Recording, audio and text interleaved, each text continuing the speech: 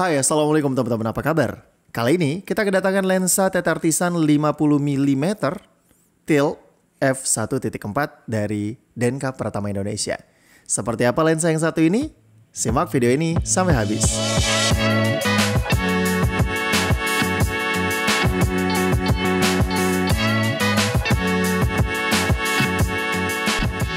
Jadi teman-teman, saya dikirimin lensa ini dari Denka Pratama. Jadi Denka Pratama sendiri saya kenalin dulu. Ini salah satu tempat di mana kalian itu bisa beli peralatan kamera, baik itu foto maupun video. Jadi kalian bisa cari lensa, peralatan-peralatan dan aksesoris kamera lainnya di sana. Kalian follow aja Instagramnya untuk cari tahu produk-produk yang mungkin menarik buat kalian beli. Siapa tahu kalian lagi nyari peralatan kamera yang sedang kalian butuhkan, kalian bisa beli di Denka Pratama. Oke, lanjut. Kita bahas tentang lensa 50 mm tilt f1.4 dari TT Artisan. Jadi buat yang belum tahu, tilt lens ini salah satu lensa yang menurut saya unik banget karena dia bisa digeser kayak gini. Bisa diginiin. Tuh. Ini lensa yang unik banget karena lensa ini bisa menghasilkan visual yang tidak biasa gitu. Jadi kalau misalnya kalian biasanya pakai lensa normal pada umumnya, kalian akan mendapatkan deep of field gitu.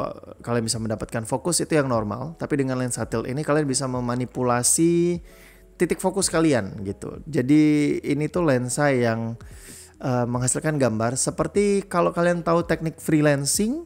Nah, itu kurang lebih mengadaptasi lensa tilt. Itu ngakalin ya. Ngakalinnya itu kalian bisa pakai teknik freelancing. Oke. Jadi kita bahas dulu tentang build quality lensa ini. TT Artisan ini mungkin lensa kesekian yang saya review di YouTube channel saya, dan menurut saya memang TT Artisan itu salah satu lensa manual dengan build quality yang juga cukup bagus. Secara body itu terasa kokoh, bukan plastik, ini metal. Kemudian juga hitam doff, dan secara bobot itu lumayan ya. Jadi ini lensa lumayan berat. Saya nggak tahu nih elemennya berapa elemen di dalam. Harusnya kalau lensa manual itu lebih banyak lensanya dibanding lensa autofocus. Nah, untuk sistem tutupnya dia pakai cap seperti ini. Nah, ini saya kurang suka sebenarnya tutup lensa yang seperti ini karena ini tuh rentan apa ya, loss gitu. Kalau sering tutup buka dia bakal lama-lama itu nggak bakal rapat kayak gini lagi ya. Cuman ya so far ini nggak jadi masalah.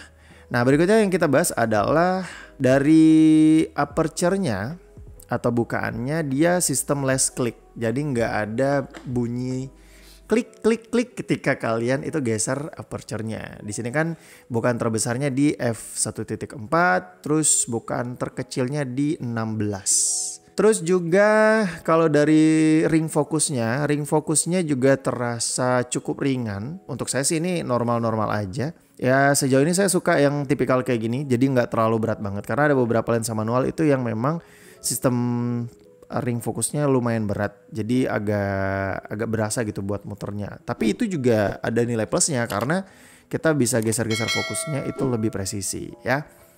Itu dia untuk urusan aperture dan juga ring fokus. Berikutnya kita ke sistem tiltnya. Jadi ini tuh lensa shift tilt, jadi bisa di tilt dan di shift. Jadi maksudnya gini.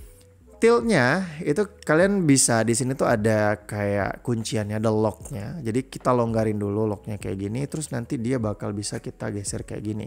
Untuk kemiringannya itu mulai dari 4 derajat, 8 derajat, 16 derajat. Jadi 16 derajat itu yang paling miring. Terus ini juga bisa di shift mulai dari 0 sampai 330 derajat. Jadi lensa ini tuh bisa diputar tuh.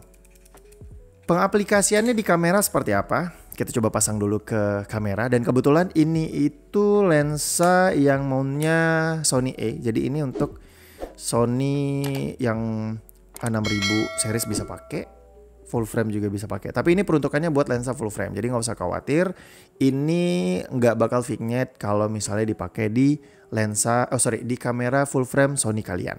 Oke, kayak gini teman-teman tampilannya kalau udah dipasang di kamera. Jadi bobot kameranya juga lumayan bertambah. Dan ini kita bisa mainin kayak gini, dibuka locknya, terus kita tinggal geser kayak gini. Nah, ini bakal memberikan efek visual yang oke banget gitu. Jadi fokusnya bakal bergeser. Nah, kalau misalnya kalian nggak pengen nih dia fokusnya, ini kan fokusnya mendatar nih. Jadi kalian bakal bisa lihat blurnya itu di kiri dan kanan. Itu kalian bisa atur blurnya buat atas dan bawah dengan cara kalian bisa buka lock yang sebelah sini, terus kalian bisa putar lensanya kayak gini.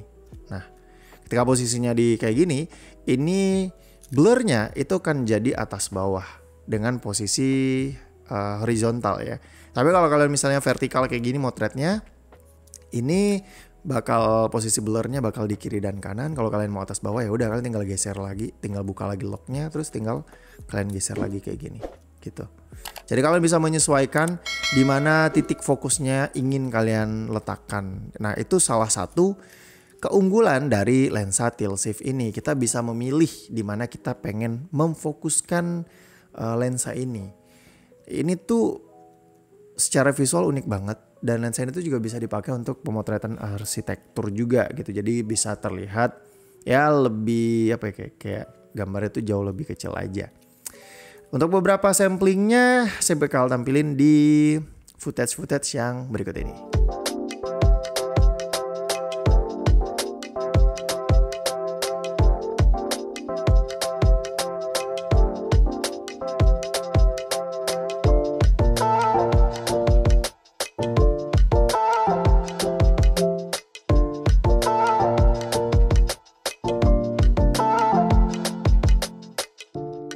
Oke teman-teman, kira-kira seperti itu hasil gambar yang dihasilkan dari lensa tilt shift ini.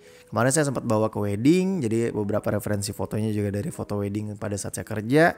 Dan ada beberapa foto dari teman saya juga yang kebetulan saya pinjemin lensa ini untuk dia coba di event wedding yang dia potret juga.